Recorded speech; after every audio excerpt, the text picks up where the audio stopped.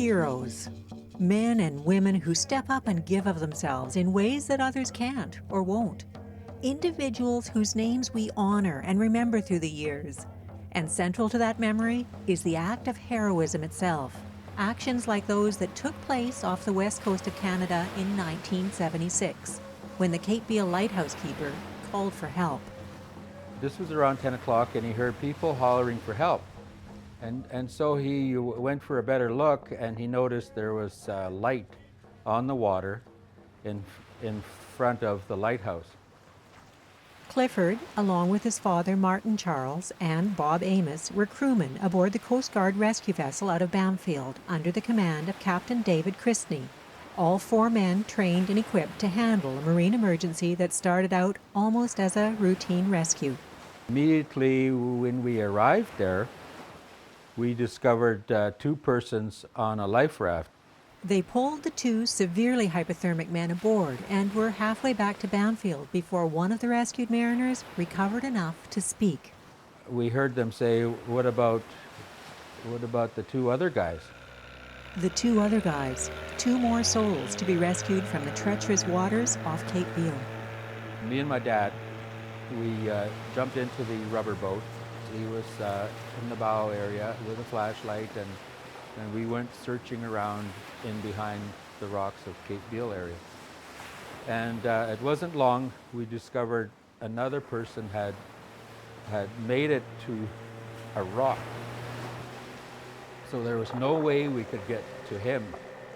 The water was rough on the outside of the rock, and the rock was steep on the inside of the rock. There was no way for him to climb on board.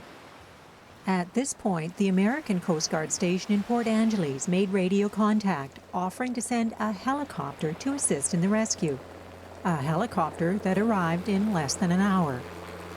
As usual, resolvement comes really quick when a helicopter comes around. It seemed like not even a minute later they said, "We have him on board."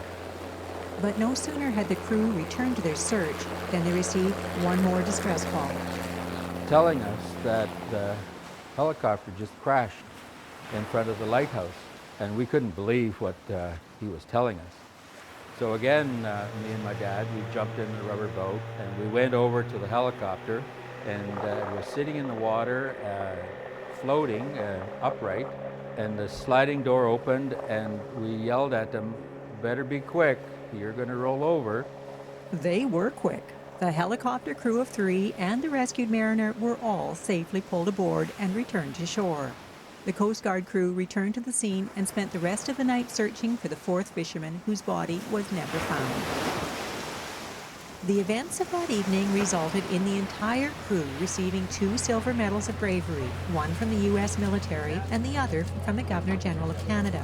And now, almost 4 decades later, the Canadian Coast Guard has gone one step further to honor the bravery of one of the crew. The government of Canada decided to do the Hero class brand new vessels, 9 of them. And one of the 9 is the M. Charles MB, named for Clifford's father, Martin Charles. He's the old man in the sea. He's the wise man. And if there becomes a tight spot, we'll ask Dad what to do. Even the captain thought that way sometimes.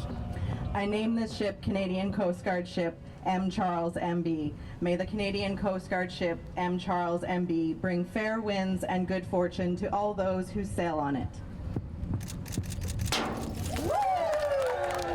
He was a very well-respected person in many, many ways. He was hereditary chief of the Didi Dot. He was an artist. He was also a spiritual man.